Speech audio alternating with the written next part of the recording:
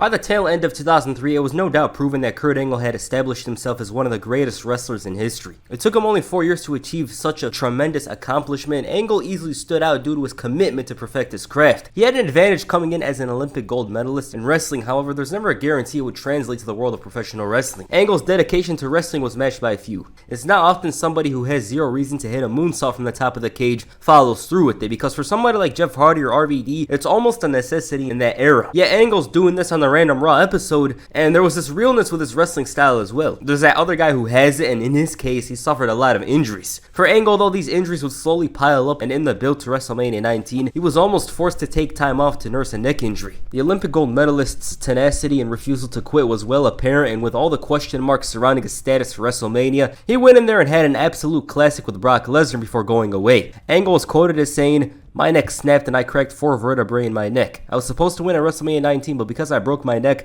I had to give up the title." Angle made a huge decision, and instead of having fusion surgery, which would leave him out of action for a year, he opted to have an alternative procedure, which would leave him sidelined for 8 weeks. Why? Because it's all about the hustle. These wrestlers back then didn't go by the health is wealth motto, because if Angle leaves for a year, he loses out on money, his spot on the card is jeopardized. It's tough.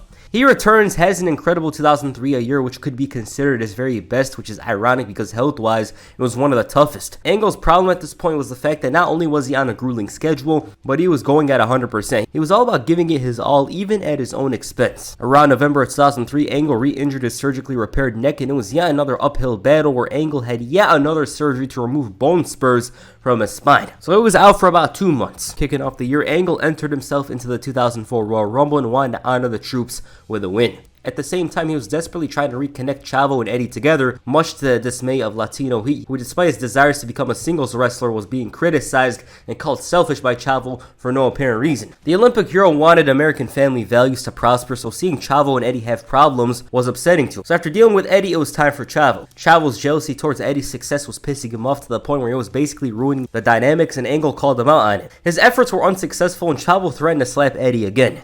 He even wanted to slap Angle himself. This thing was boiling over quickly, but Angle's work was slowly coming together. This partnership, though, was short-lived as Chavo once again turned on Eddie and left him a bloody heap. He even took his lowrider as well. Now, of course, Angle expressed regret over involving himself in this situation, but the worst was yet to come. Eddie was attacked by his brother and Chavo, and he believed Angle was a perpetrator. He denies, but then Guerrero thanks him because he knows he wants to go after Chavo now. The following week, Angle finally made his return to the squared circle on the final SmackDown before the Rumble. Same guy, nothing's changed.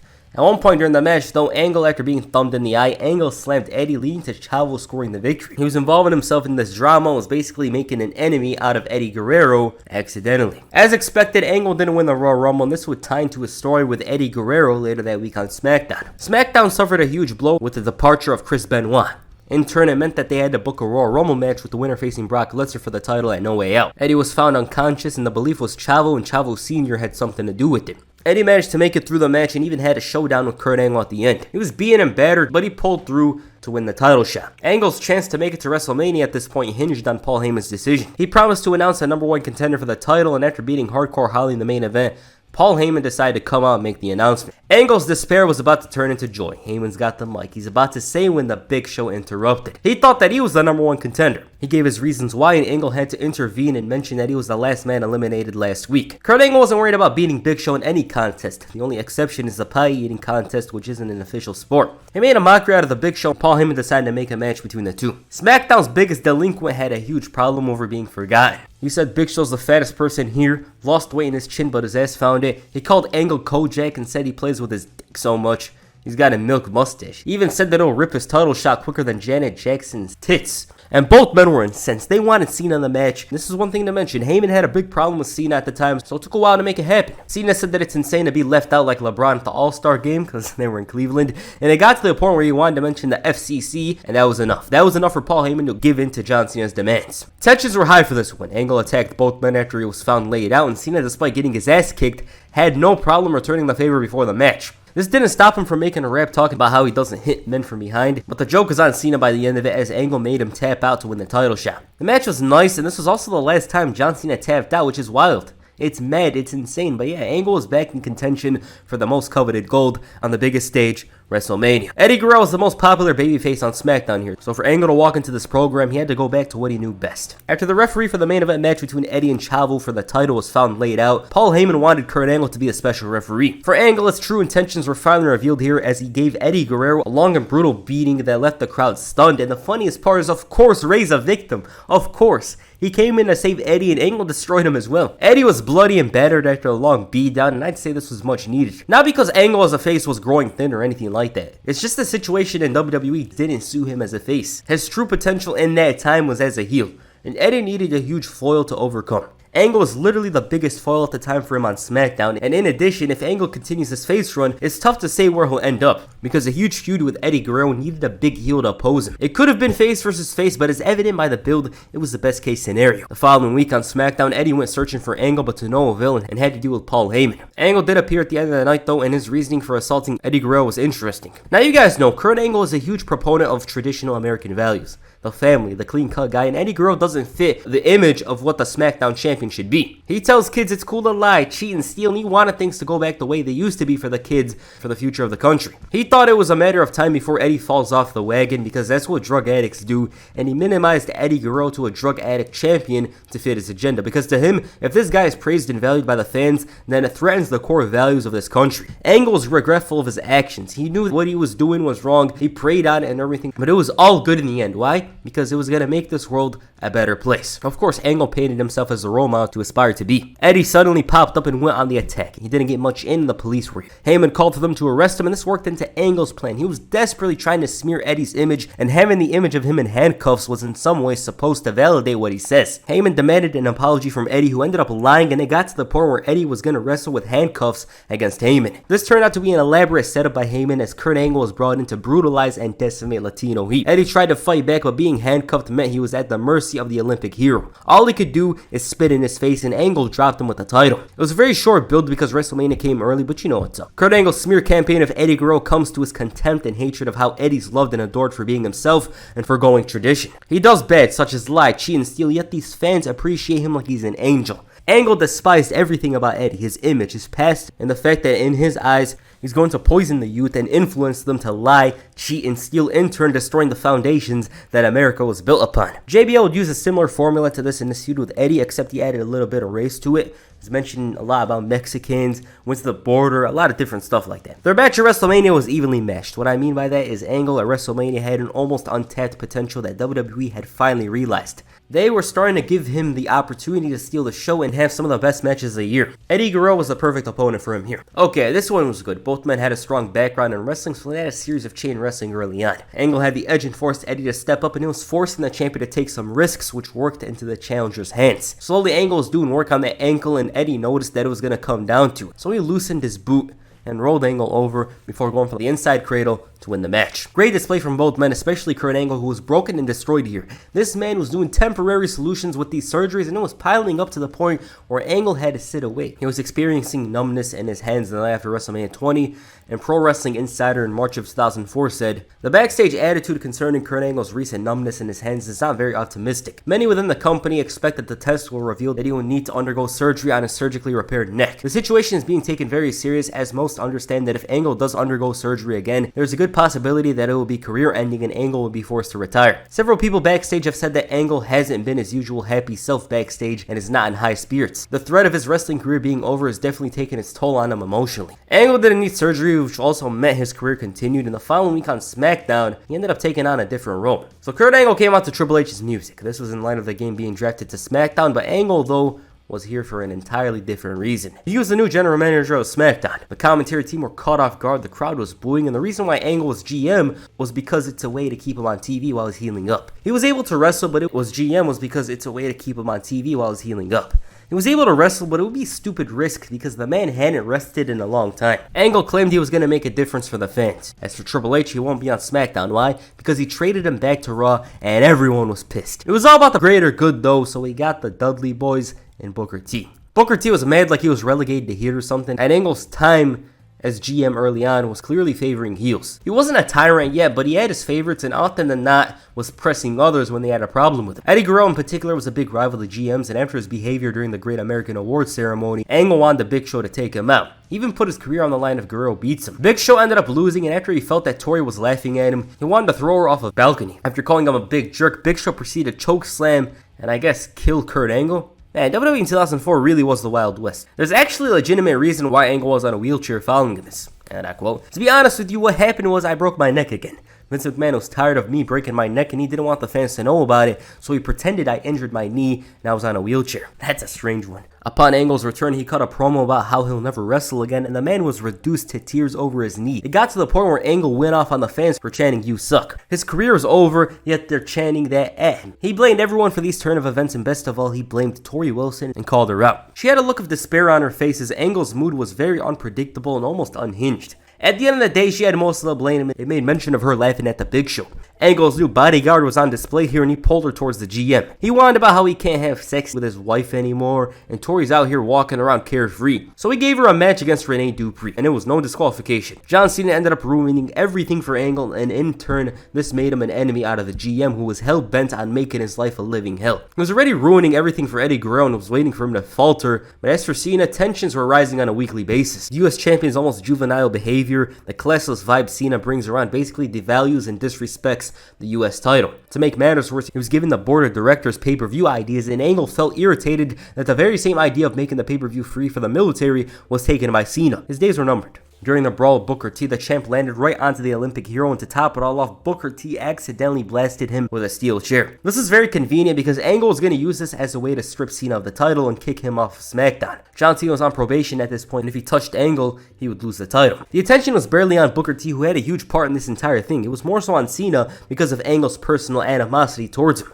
Kurt Angle's bitterness and angerness wasn't just towards Cena. Charlie Haas was scolded for not fulfilling his potential, and best of all, he overturned the decision in the bull rope match between Eddie Guerrero and JBL. Eddie thought he won the match, but after Angle showed the replay, it turned out to be JBL. Angle's erratic behavior would increase tenfold following the Great American Bash, as he wanted to teach Charles Robinson a lesson by having him wrestle. This is in light of the decision at the pay-per-view. John Cena stripped of the title after clotheslining him, and Cena was finished like the Miami Heat at this point. This is what Angle craved most, to see Cena lose his title, and as controversial as Angle's decisions were in storyline, they had somewhat valid reasons. He covered his tracks, and the one time he didn't, it cost him badly. A high-stakes main event between Eddie Guerrero and JBL was marred in controversy. Latino Heat had used the steel cage stipulation to his advantage and had gained control of the situation. The title was in Eddie's reach, and the prophecy was about to come true once more, but ironically what brought him victory the previous week against JBL was used against him as somebody disguised as El Gran Luchador cost him the match. The disguised man was all proud of his actions, but Eddie had the last laugh as he unmasked him,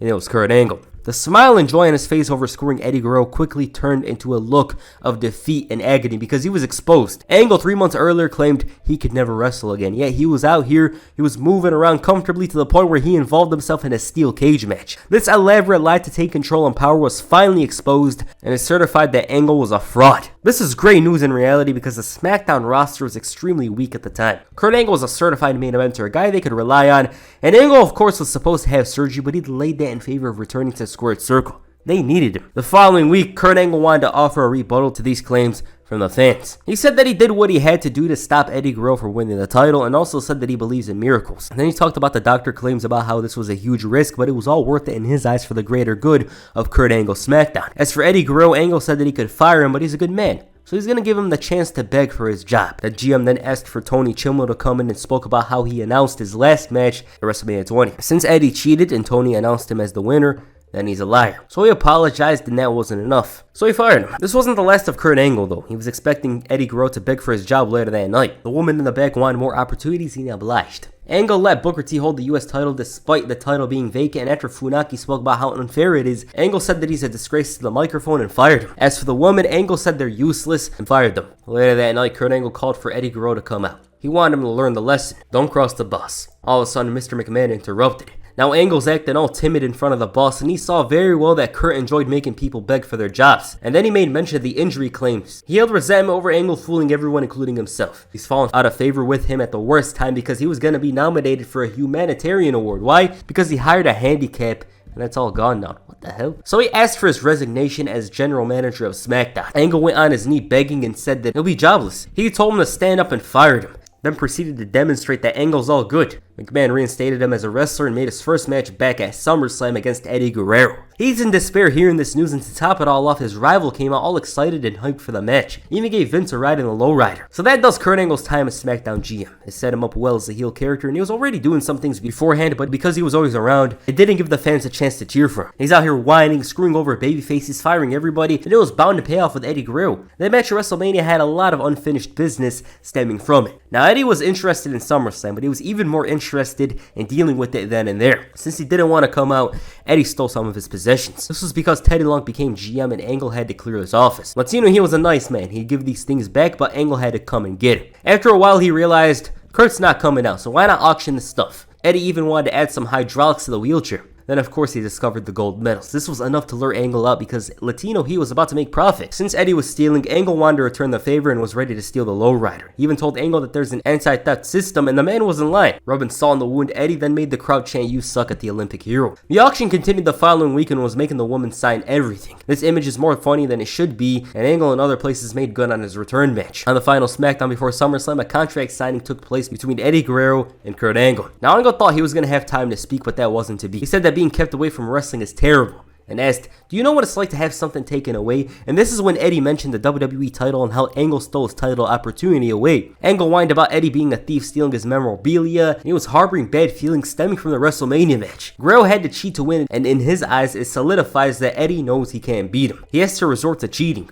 Eddie responded talking about how Angle hid behind his injury because deep down inside he doesn't know if he could beat him. He still doesn't know who the better wrestler is. So that's the question for SummerSlam. At the end of the day, these two have animosity. They have a lot of hatred for each other, but all feelings aside, this was still about a wrestling match and the question of who's better. Yeah, they can go into it kicking each other's asses, but it's not the result they're looking for. Teddy Long wanted both men to shake hands, and they forcefully did. The feud was almost personal, but that was irrelevant for both men. It was about finding out who was better. About the match, I can't say it's a hidden gem because it's Kurt Angle and Eddie Guerrero on pay-per-view, but I don't hear much talk about it. The star of the match is clearly Kurt Angle. He wrestled like a basketball team trying to bounce back in a series. He was tightening up and on Eddie's heels, absolutely persistent and unforgiving in his approach to the match. And that strategy was very similar to WrestleMania, except this time around, Kurt Angle knew Eddie's tricks, and he couldn't get out of the fourth gear. He was trying like hell, but to no avail. It was a systematic shutdown of Latino heat, and Kurt Angle looked amazing in his return. Even then, Eddie Guerrero felt that they still didn't answer the question of who's better. They needed a tiebreaker.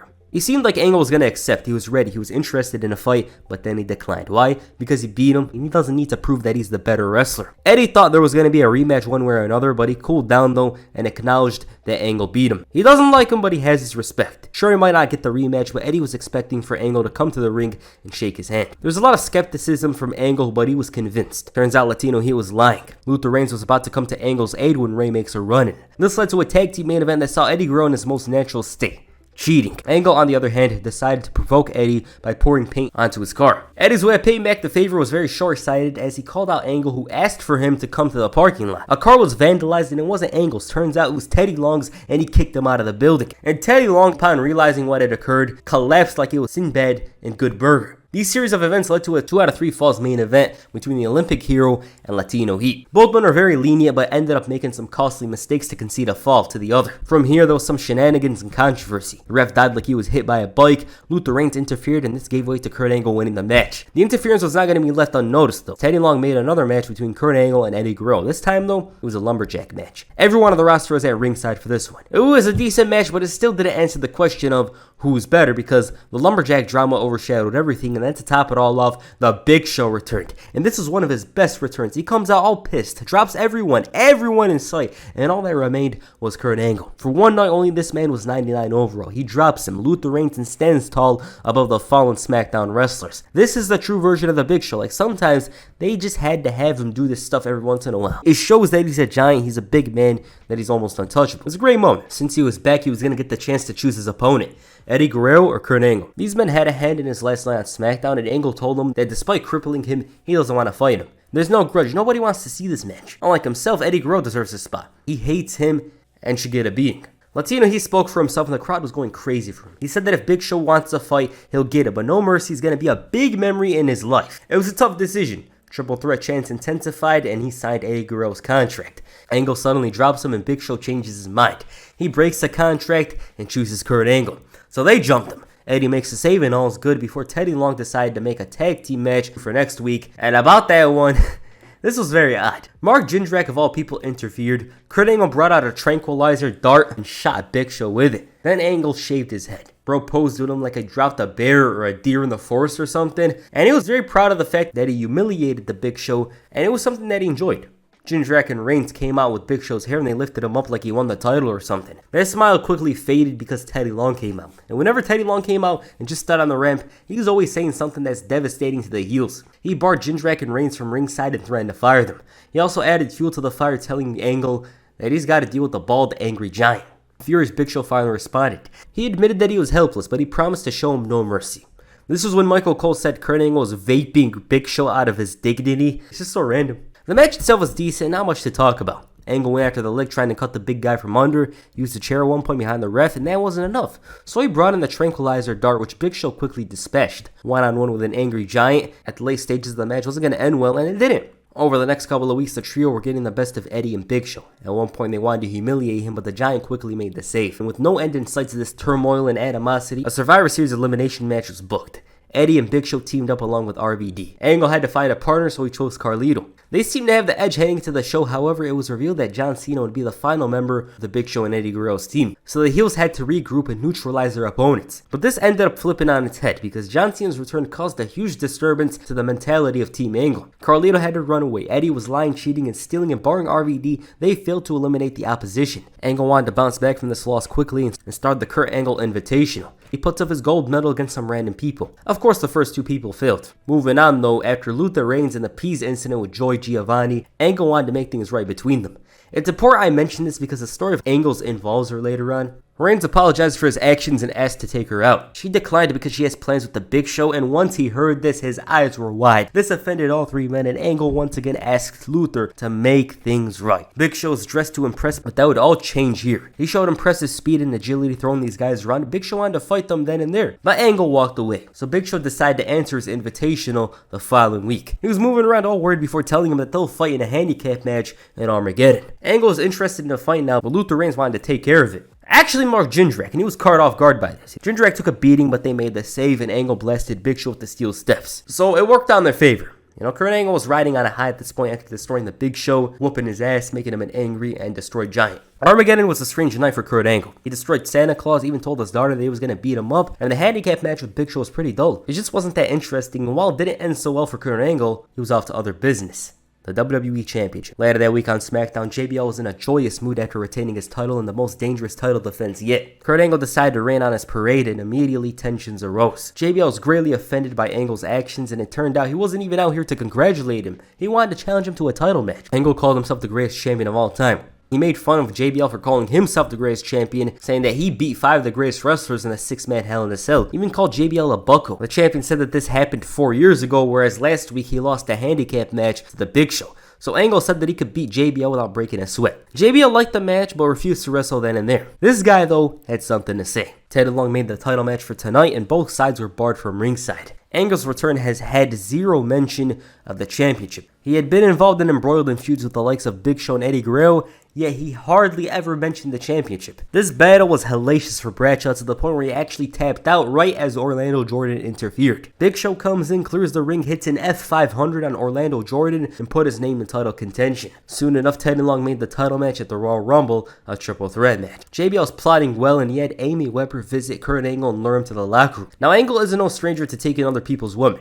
Later on, he's waiting for her, but since this was 2005 Kurt Angle, he got impatient and went looking into the shower. I think it's a good thing that WWE wasn't TV MA or anything at this point. It would have been crazy. So Angle's ready to give the surprise of a lifetime when it turns out to be Joy. This guy got caught the worst time, and to make matters worse, the Big Show caught him. He's explaining, oh, it's Amy's locker room. And this man chased him to the ring where he obliterated him. He annihilated him and sent him running. This led to Angle issuing an apology to Joy and claimed he would never even think of something like that. Roseline. Big Show thought it was commendable and nice that Angle would do it, but he would quickly flipped things over later that night. He called out JBL over his actions the previous week and then discovered Joy in the trunk of his limo. And when Big Show came out, it was set up for JBL and his cabinet to fall into ruins. Turns out Kurt Angle was responsible. He was forced to make an apology, and that in itself was low effort, but he knew what was about to go down and called for the Big Show to come out. It seemed like Angle was about to edge this one out when JBL blocked his exit. He told him that he's going to get what he deserves before adding, "So am I." And they had a partnership together to take out the Big Show ahead of the Rumble. He was putting up a fight, but even this one was overwhelming. It was an absolute decimation of the Giant, but things would turn around quickly for the heels. JBL and Kurt Angle were on the same page. They were so confident that Big Show wasn't going to make it to the Royal Rumble, but problems arose after Angle's proteges and Orlando Jordan lost his 6-man tag team match. JBL told Angle to take control of his boys, and neither man was going to budge and scold their own guy. JBL said that Angle will never win this title, and the Olympic hero told him that he's one ankle lock away from being a goof with a cowboy hat without the title. Tensions were rising, and this was what Angle wanted, a fight. Teddy Long reminded the two that the Big Show will be at the Rumble, and then he booked the last man standing match for the main event. Despite both men's efforts, they were unable to get the match cancelled. Early on, they were destroying each other while the cabinet and Angle's guys were watching. Once these men were ejected, this kicked up a notch. JBL was absolutely vicious and aggressive, even more so than Angle. The match benefited his style. Angle's opening came with the German suplexes, and these were taking a whole hell of a lot out of JBL, and it showed that the Olympic hero's strategy didn't deviate far from his regular wrestling style. JBL lacked the pace and intelligence, but more than made up for it with his power. This man would drop him so hard you'd feel it. The clothesline from hell seemed to have done a number on Angle, however once again he got back up. Angle grabs the chair, JBL boots him, but he manages to go for one last shot, and that was enough for the double countout. Big Show was watching with a lot of enjoyment in the back, and he told him that he loves when a plan comes together, and they lost all hope they had. I like this match. It came from out of the blue, and having a last man standing match on SmackDown really stood out. Their styles matched together. JBL had one of his very best matches on TV here with this one. He felt like a brute force the way he threw around Angle, and it was a position the fans hadn't saw the Olympic hero wrestle in a while. I don't really talk about matches in detail bar and pay-per-view and title reign videos, but this match was interesting to me because nobody seems to talk about it much, especially because it involved two of the strongest booked wrestlers in this era of SmackDown. It felt like a war, and without context, you'd think this was the end of a 3-month feud. All that was missing was blood. As for the title match at the Rumble, it was good. Angle watched on from a distance as Big Show was going after JBL. Once he enters, he accomplishes nothing. They had to work together to take out the Big Show and have a singles match. Very good action, it was pretty fast paced. Big Show though comes in, he raises hell, hits the chokeslam on JBL and almost has the match won, and then proceeds to spear him through the barricade. Angle's using a steel chair while JBL's been stretchered out of there. Jindrak and Reigns interfere and a brawl with the Big Show ensues. The cabinet managed to capitalize on this turmoil and send JBL in the ring where he drops Angle with a clothesline from hell to retain the title. That was a good ass match. It was constructed very well and showcased the intelligence of JBL's cabinet. They didn't come out to brawl, they turned a negative into a positive, and the action itself was very entertaining. The Big Show element elevated the match, and we saw JBL and Angle. They had a good last man standing match, but with the Big Show in there, it's even better. Later that night, Angle bullied Nunzio out of his Royal Rumble spot. He entered at number 20, and right out of the gate, he went insane. This man was suplexing everyone in sight, and it felt like he was almost unstoppable until he met Shawn Michaels. He avoids the Angle slam and even managed to super kick Angle out of the match. He got so upset by this elimination that he cost HBK the match and dropped him with the steel steps. Even locked him in the ankle lock. Kurt Angle had been conveniently left away by HBK since he was on Raw. There was never a tease of a match between the two, and the fans were craving a potential showdown and had a lot of expectations. WWE finally decided to go with it. The Olympic hero, though, had an entirely different opportunity on his mind. Later that week on SmackDown, Angle was upset that he didn't win the Rumble, but was in a positive mood because he stopped the showstopper. He thought his road to WrestleMania was paved in gold because he believed he was going to win the number 1 contenders tournament. Nunzio answered the Kurt Angle Invitational despite not being from San Jose, and he destroyed him. Angle was all hyped at this point. Since Undertaker was a potential tournament opponent, he had Luther Reigns cost him his match, making Angle's match with Rey a semi-final match essentially. So whoever wins is in the final. The match between Rey and Angle in Tokyo was absolutely amazing. Some of the highest quality stuff you'll see on WWE TV at the time. With the tournament buying a spot in the final on the line, Kurt Angle refused to let this opportunity slide, but Rey Mysterio made him work for it. Very fast-paced action that seemed to suit Rey. Angle's approach was to wear down Rey and in turn cancel out his high-energy offense, but to no avail. After the commercial break, Angle's offense seemed to set in, and barring some flashes from Rey, he was unable to combat the world-class wrestling ability of Kurt Angle. He was slowly dissecting Rey's abdomen with holds, strikes, and after a costly mistake, all of that work was undone, and Rey fought through. His form was slowly making Kurt Angle weary. The match was very back and forth here, with Rey having a slight edge, and he almost had the 3 here, just a hair away from advancing. Angle slammed, blood's dripping from his mouth, and he pulls the straps down, and at this point, you guys know what's up. He locks in the ankle lock, even wraps his legs, and that's enough for the victory. Awesome match. It's another day for Rey and Angle, but from what I watched, these two just have an amazing dynamic. And I don't think anyone would have a problem if they had a best of 7 series. They'd put on classic after classic, and as good as some TV matches were in 2005, few reached the level of this match between Rey and Angle in Tokyo, Japan. Kurt Angle was in the final of the tournament. John Cena had to go through Orlando Jordan and Booker T to set up a clash against the American hero. Angle told Cena that somebody like him doesn't belong in the main event of WrestleMania. That's for the best.